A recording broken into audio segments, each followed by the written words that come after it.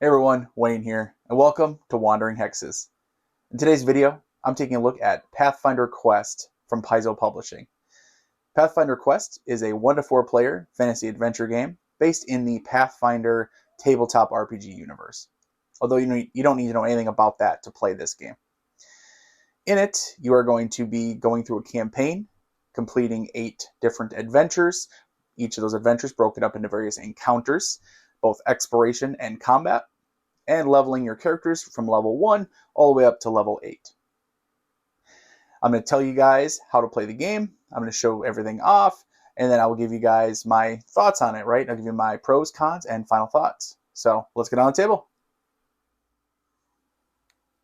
All right, let's do a quick overview of the game in general, each of the aspects of it, and then I'll give you guys my thoughts. You understand, why I have the opinion I do about Pathfinder Quest. So, all right, so perspective for me, you guys know I'm a solo player. I'm looking to play these games solitaire. So that means just me managing heroes or hero or the system.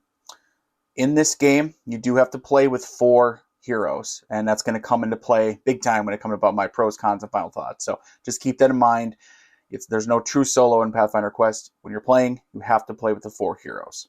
Okay, so Pathfinder Quest itself comes in this nice big box, and by the way, I have the base game, no expansions, no add-ons, nothing like that. We're just looking at the base. This is actually the retail. I pre-ordered through retail version of the game. When you open it up, you're going to have a bunch of punch boards. You punch everything out, all the different counters, the standees. You're going to have some packs of cards inside this insert here. You're also going to have the different dungeon tiles, dungeon or outdoor tiles, as you can see here, making up the different exploration and combat areas that you're going to be moving through. Excuse me for the mess. I've been actively playing, so this isn't about looking pretty. This is about actually playing the game right now. You're going to have, extra tokens, keep track of your actions, any time spent, exploration tokens, combat tokens, things that keep track of little items in the area. Standees, I don't have my standees in them because I'm showing them off here. I want you guys to see everything, so I don't have them in here, but they are included.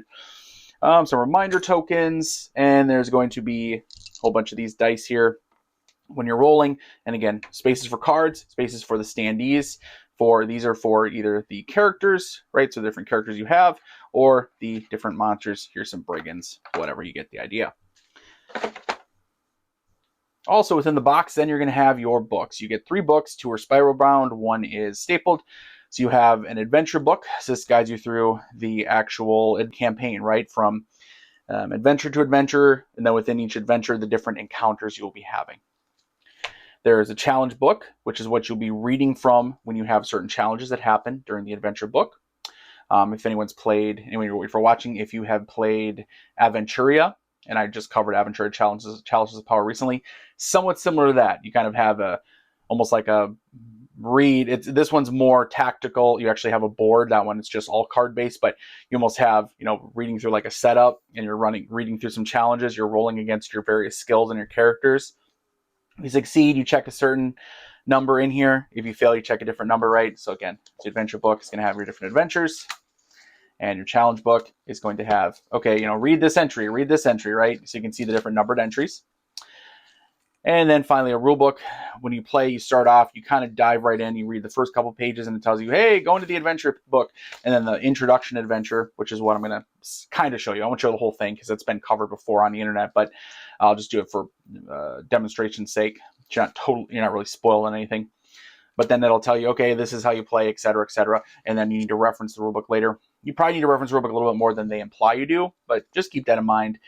Some of the rules and the intro rules are kind of written into the adventure book itself.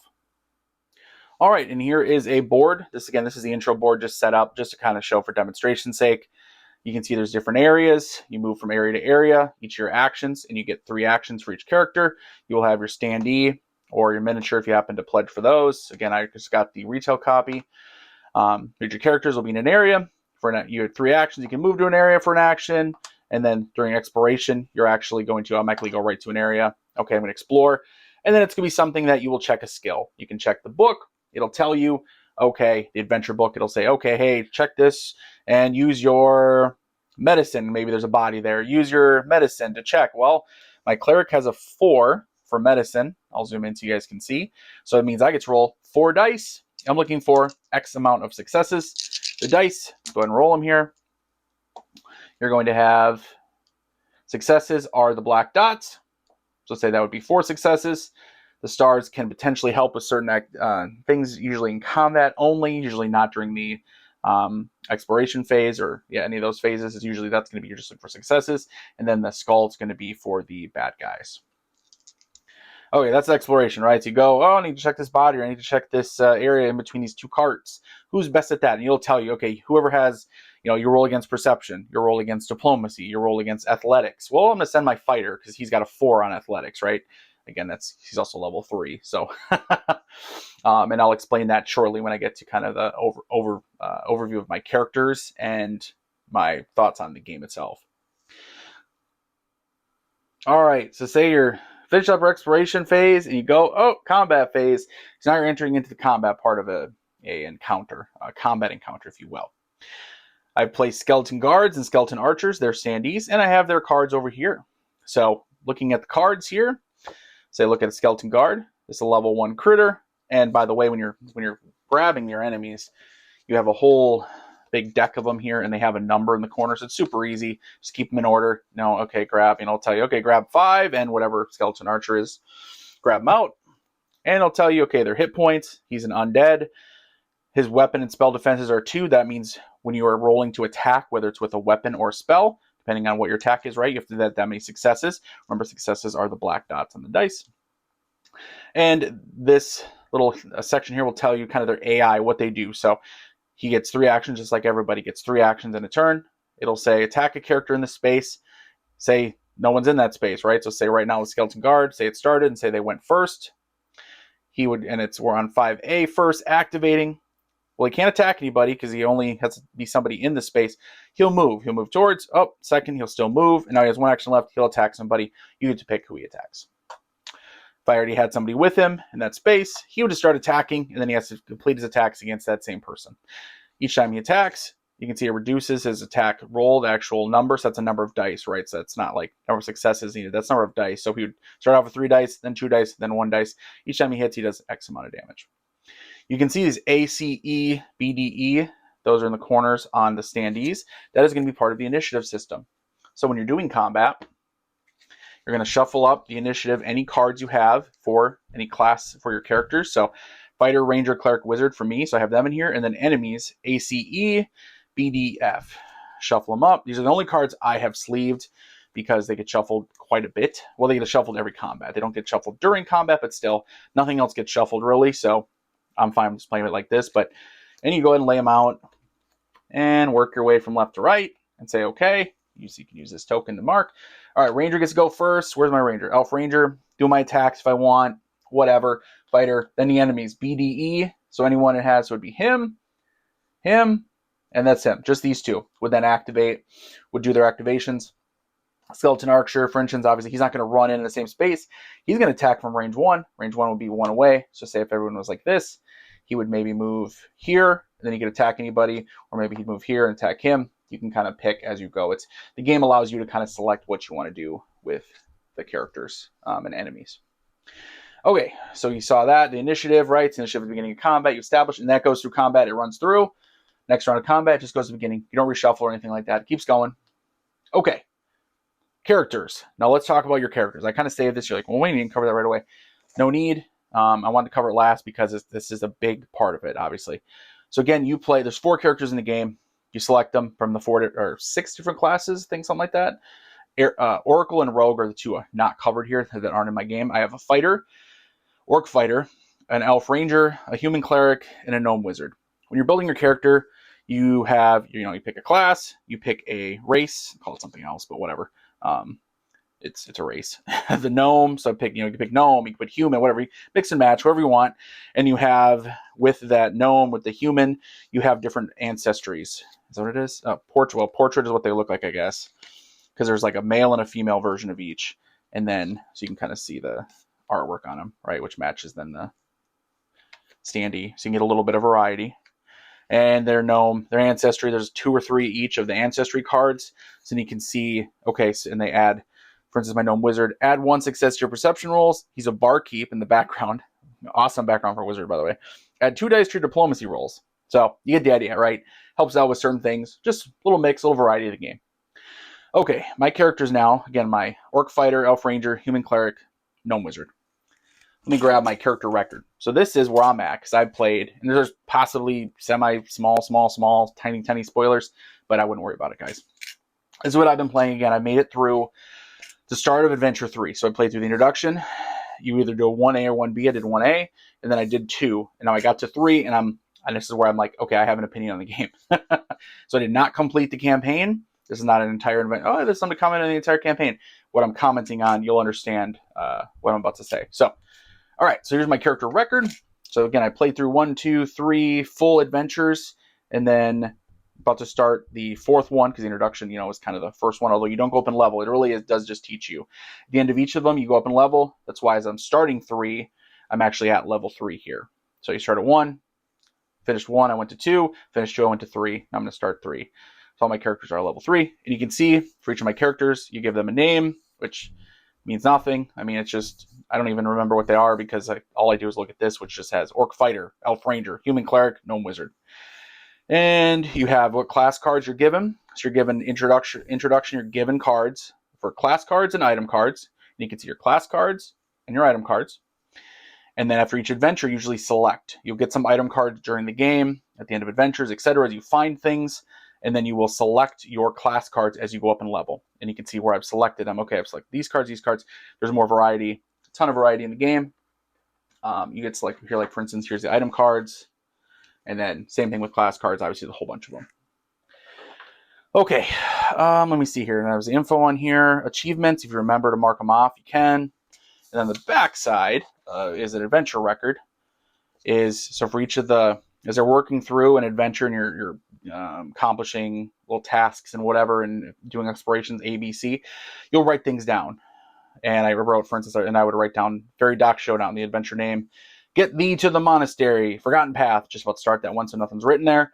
But you can see those are things I've sort of achieved or discovered. You write them down, you write them down, you write them down. And so that way later on, you'll reference it and say, oh, did you find Dead Inside? Do you have that written down? If so, go to this number. If not, go to this number, right? That way it changes the game as you go.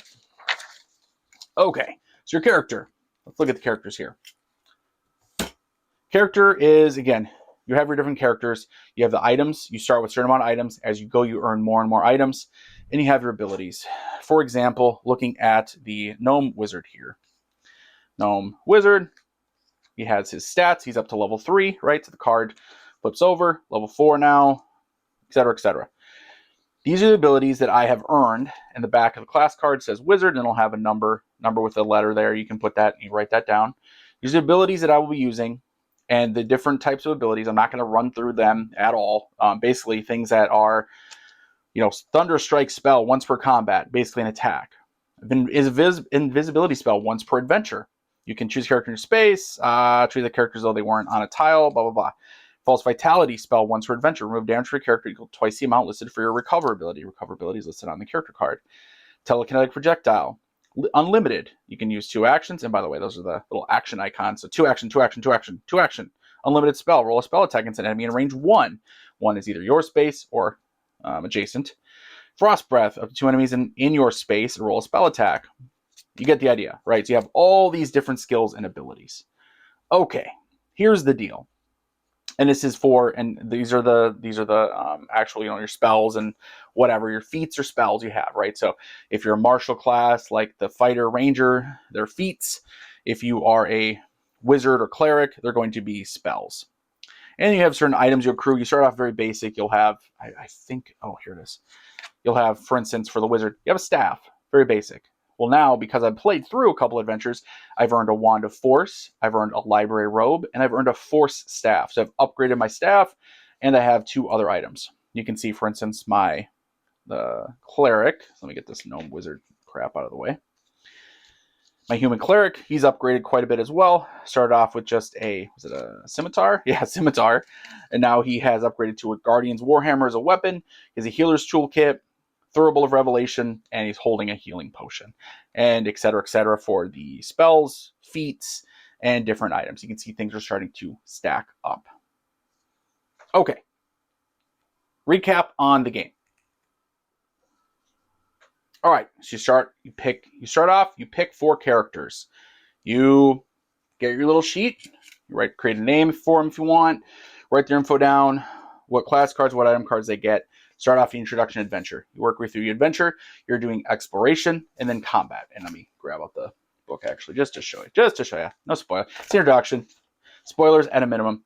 You read the flavor text, gives you a little idea of the world. You're in Falcon's Hollow. You'll set you up, encounter 1 into the night. Now this one, again, the first introduction adventure has these boxes with the exclamation point. Those are rules teaching you the game. Once you get past the introduction adventure, it doesn't have those anymore. It tells you how to set up the map. It tells you the different things you do. Exploration challenges, wild horses, athletics or nature, right? Again, you check your skills, say, well, my fighter, he has a good athletics. I'm going to have him try to deal with these wild horses, etc. What you're doing as well is you're recording time. Every character gets 1 chance on one of the exploration tokens for 1 time. And then once you need to do it again, even if it's just 1 more character, 1 more action, you got to do another time. Then when you start a new combat, so you start a new encounter, you're going to add another time. You start combat, right? You add a time, and there's going to be different things you'll do that say challenges. As you're reading through the book, again, it'll say, hey, check entry 11. Go ahead and check entry 11. It may say, oh, add 2 time because you spent time healing somebody, add 2 time. Okay, now you're at 6 time. At the end of an adventure or during an adventure, there'll be things that happen. For instance, in adventure number 2, there's a point where there's some bad guys that could possibly ambush you. If you've spent too much time at that point, it's whatever the number is. Oh, if you're at 9 time or higher, they get to ambush you and they get to go first in combat type of thing. Okay, so time is a very important part of the game as well. And then once you get to 15, that's it. You can't spend any more time doing exploration or healing or anything like that. All right, counter 2, March of the Dead. So there'll be these combat markers, just like you would with the exploration ones. You flip them over, right? You place them out, and then you can flip them over for combat ones. Maybe things like, oh, you can knock this awning down to crush the undead, right? Say it's right here, and I use my orc to knock that down, and it crushes these undead, and it causes 2 damage to each of them. That type of stuff, right? So it gives you a little bit more variety of combat instead of just standing there swinging your battle axe. All right, you defeat the skeletons, maybe some more exploration going on, talk to townsfolk, conclude the adventure. Boom, you read the flavor text, it tells you what to do for the next adventure. All right, so the time thing, I wanted to mention that for sure. Like I said, you build your character, you pick who you want, you grab all your starting items, you grab all your starting feats and spells, you have them ready, you're moving them space to space, you're taking your 3 actions to either do combat tokens or attacking with spells or attacking with a weapon, checking your cards. Okay, is it once per combat, once per unlimited, once per adventure, once per whatever? You have to keep an eye on all that stuff when you're playing. And I'm going to get to that very shortly here as I do my final thoughts. So anyway, you continue doing that, experiencing the adventure, reading things, recording things, leveling up your character, adding in class and item cards, and then recording things on the adventure record, working your way through the game. Okay, that's short and dirty. That's very short and dirty, and I probably missed something, and that's okay. Hopefully you guys get a general idea of the game, right? Kind of almost a choose your own adventure, but using your skills to roll against it. Exploration on a tile, generally speaking, it's exploration on a tile, and then combat. Exploration, and then combat. And of course, the game mixes that up, but you get the idea of what it is. Moving around from space to space, having a little fun, having a little flavor text, building a story, building an idea and a world, and then get into some combat, fighting some skeletons, fighting some brigands, fighting an ooze or a slime, fighting some spiders. You get the idea. Okay, I think it's enough for the overview. Let's go ahead and go into my pros, cons, and final thoughts. All right, so this is how I do my reviews. For those who are new, I do my cons first. So I do pros, cons, but I do actually cons first. So I tell you right away, okay, what don't I like? I'll tell you what I like, then I'll give you my final thoughts, which does include both of those. Okay, what don't I like? The card quality is a little lacking. So these cards are pretty thin. Now, nothing gets shuffled except the initiative cards, right? That's why I sleeve those. So I don't think you need to sleeve them. But I could definitely see that if you have, you know, especially if you have, say, 4 people constantly handling these things. So I have them set up in such a way that I can kind of see everything as I'm sitting here playing, because I'm standing here playing solo. So I have to keep an eye on everything myself, right? If you were playing 4-player and people maybe had them in their hands and they were kind of holding them, touching them a lot, I could see them maybe starting to fade a little bit, right? Starting to get some edging, roll over, just wear them off a little bit. The quality could be a little better. Okay, you get a bunch of cards, but quality could be a little bit better. Secondly, and it's probably like my biggest sort of pet peeve, is the fiddliness of keeping track of hit points. So when you have your heroes, okay, you have your hit points, right? So you can see my hit points on here, obviously. You are taking damage. You're putting these little blood drop looking things. Okay, cool. They look cool and all. Okay, you're putting them on there. You're putting them on there. You're starting to put them on there. Okay, fine. It's already instantly annoying me a little bit because the card's moving. And okay, fine. Well, now you have a bad guy. So let's say Skeleton Guard here, 5B. Is that what he is? He's a B? Yep, he's a B. So what you do is you see a Skeleton Guard card here. Well, there's a B right there, right? There's A, B, C, D, E, F. I mentioned that's part of the activation system. Well, when I hit B, I got to put it here, because normally these would be up on us like this, right? The standee. So it's like that. I got to put it here. So I don't really want to block it, but I want to be able to see it. Well, I hit him again. Okay, I got to put another one there. I don't want to. I got to be careful. Okay, I hit him a third. Oh, well, I don't want it to be. Oh, well, I don't want. Well, I don't want to get it confused, because what about if I had D? Now, right now I have. What do I have? B, A's, and B's. So there's no worries. Later on, there's times you're going to have 4, 5, 6 of these, right? So you have 4 enemies out there, even just 4. A, C, B, D. That happens a lot. Okay, well now I can't have them falling, because I don't want to lose which one's getting hurt. So I have to try to stack these up. But if I let them go to the side, they start blocking their attacks, right? Their action list. Oh boy. Now maybe you make room and you say, well, put it next to it. Okay, fine. But then that does increase table space, right? As you're stretching them next to it. And again, you want to make sure to keep them lined up. You don't want it to fall anywhere. I'm getting annoyed just describing it. So what I've been doing, 2 things. One, when I first started a game, I was putting them on the standee, since the standee lays on its side like this for me. Perfect. Works great. It still starts obscuring it a little bit, but you can still move it around. You can do it. It's fine. It's fine. But eventually you're getting these enemies that have 10, 11, 12 hit points. Suddenly, and yes, there's 5, and there's 10, although they start getting bigger and bigger. Okay, so that's starting to get a little bit like that's getting fiddly. So what I started doing, this is what I did up through Adventure 3 or through into Adventure 3, was actually got a bunch of extra dice. Everyone has extra dice, or most people do. These bone colored dice, because I thought it was fitting for a lot of the undead enemies. And I was putting it next to it. So I'd have, say, B gets hit for 2, I'd put down 2 on a die. And I'd have it right next to the B. That way this is free, and I can put it there. Okay. That's something with it's just trying to figure out a way to keep track of damage on, again, it's fine. I mean, it's still even a little, but it's fine. Also for big bads, because a lot of times you'll fight like a big baddie with a whole bunch of hit points. I actually just grabbed, one of these extra counters. A lot of people have these to keep track of the damage, and I just set it next to the board, next to his card. So that way, instead of trying to even use dice, I was just using this. Okay, so different ways you can kind of come up with, right? House rule it, come up with your own little ways. Okay, so speaking of fiddliness, keeping track of what is going on, and this will get into sort of my final thoughts as well here, but not yet, but this is related to that, is the keeping track of different things. So for instance, especially being solo, playing 4 characters myself. Okay, so I suppose I'll just dive right into that part of it. Let's just get this out of the way. So you see my characters, again, 4 characters. You can see their different items, and you can see all their different feats and abilities. Okay, let's break this down a little bit. Say my fighter, he's level 3 right now. He has 1, 2, 3, 4, 5, 6 abilities. 6 abilities. My elf has 4, 5, 6. That's 12. My cleric, 1, 2, 3, 4, 5, 6, 7, right? That's 19. Then my wizard, 1, 2, 3, 4, 5, 6, 7. 26. I have to keep track, and I'm level 3. It goes up to level 8. I have to keep track of 26 abilities at this point.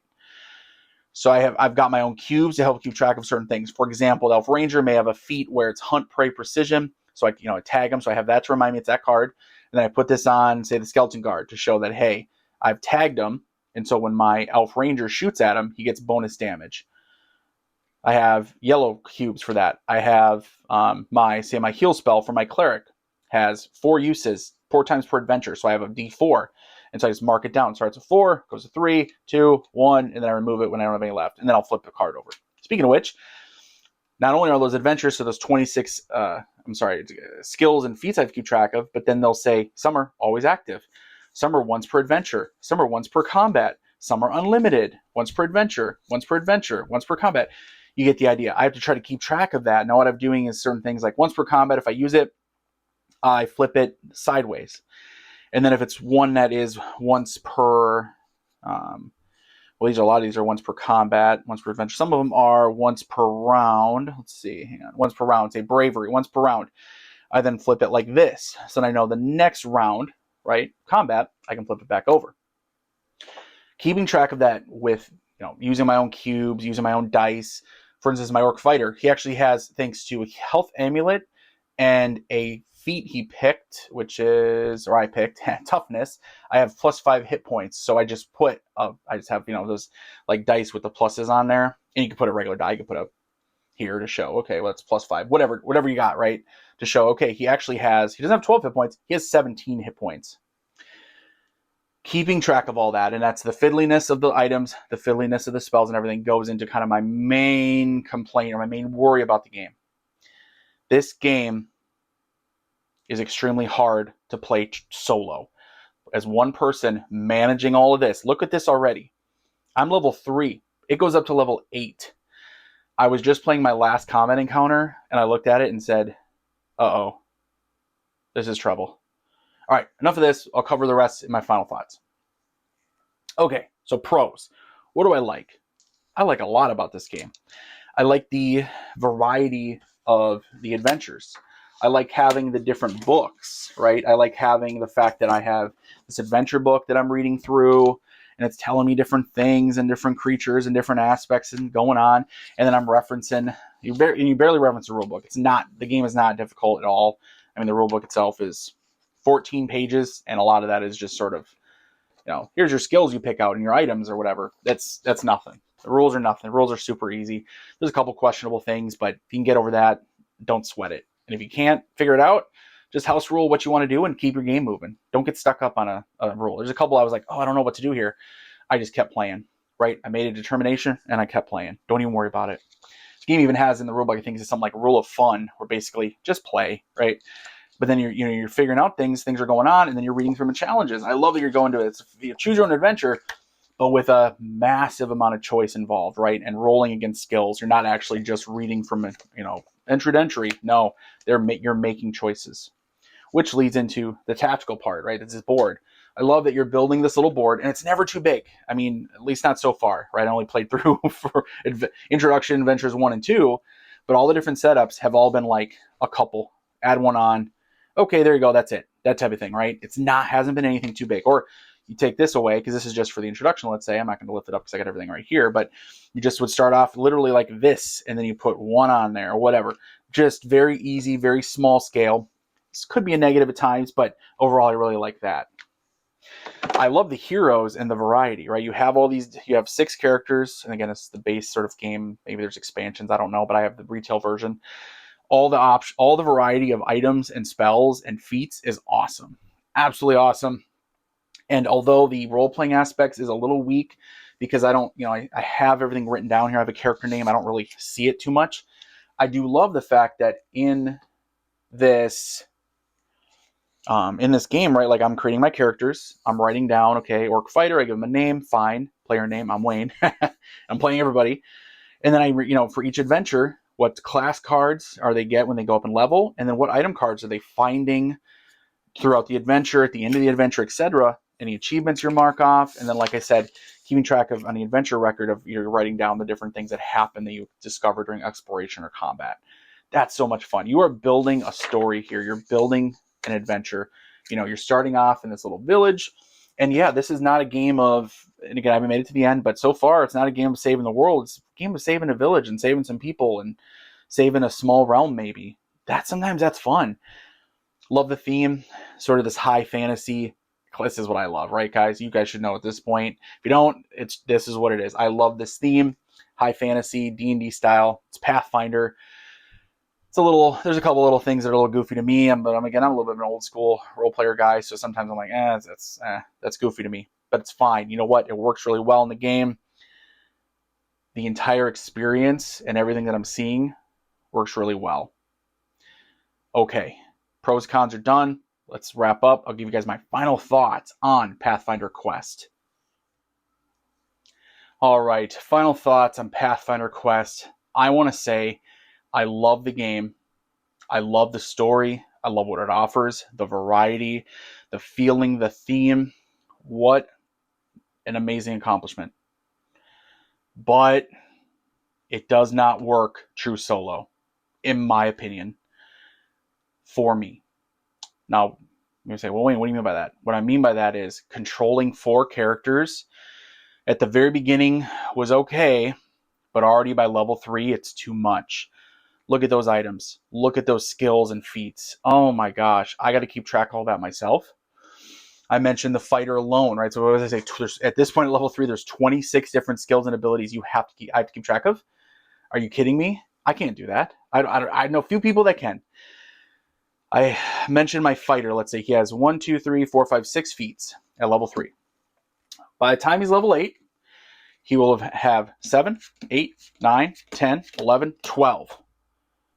If every one of them has 12, I'm no mathematician here, but I believe that's 48. And it may be more because some of these guys already have more. 48 skills and abilities to keep track of. I can't do that, man. And it's really unfortunate because I love the gameplay. I love the gameplay loop, right? I love that, like, you read this adventure, you get out your adventure book. I love the fact just creating characters, writing down everything they have, writing down as you're going on the adventure log on the back. Sometimes I don't like writing in game. I'm like, I just want to play. If it's a board game, it's a board game. If it's a role-playing game, I'll play a role-playing game. But I do like this one. I love how they do it. I love they were able to turn Pathfinder into this board game. But I love that you have this adventure book, right? And it tells you the story and it gives you the theme. Because I would say when you're playing, embrace it, right? Look at it as a quest, a story, a series of quests. And you're taking your characters, learn the game, light tactical aspect, light exploration, light decision making. You're rolling some dice, you're rolling a lot of dice, and it's a mare trash through and through, right? Keeping track of hit points, casting spells, swinging swords and axes and warhammers. Oh, look at that big beast of an enemy. Look at that creature, right? This dread zombie guy. You're fighting all these enemies. I won't go any farther. I'm going to spoil anything. Fighting these enemies, and along the way, right, you're rolling against dice and challenges, and you are checking entries, and you're having fun doing that, finding items, adding items. Oh, man. What a great little system, great little game, except for me as a guy who prefers true solo, one character, or if I have multiple characters, make them very basic, almost just a little basic. I can't do this game. I can't do Pathfinder Quest Solitaire. I cannot control 4 characters. It is too much for me. And I don't think I would ever want to try to create a true solo variant because you're fighting. There's one point you have waves of undead coming at you.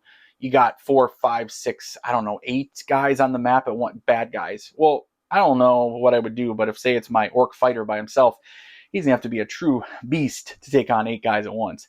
Maybe that's what you got to do. Or maybe Pathfinder Quest, maybe it's not for solo play for most people, or for me. Let's just, how about that? I'll take it back. I want to say it's not for most people. It's not for me for solo play because it's just having that many characters and that many options, too much for me. Now, if you're a person who plays it slow and you can sit there and have the game on your table for weeks, you're going to love the story. You're going to have fun with it, enjoy creating your characters and then leveling them up and running through your abilities, doing this tactical combat here on the map, moving from space to face, fighting, all of that thing. Absolutely, I can see the value to it. At the end of the day, really like the game, really like the concept, really like the world. It just doesn't work for me as a solo game. Cooperative adventure game, Absolutely. Give me 3 buddies and we're going to have a blast with this thing. But me by myself, just a little overwhelming. Okay, guys, hope you enjoyed this video. As always appreciate a subscription. It's free. Click the button. You don't have to watch all my videos. Just watch the ones that interest you. Otherwise, just as important, thumbs up and comment below. Let me know what you think of this video, what you think of this game, Pathfinder Quest, and what else you want to see on my channel going forward. But until next time, guys, later.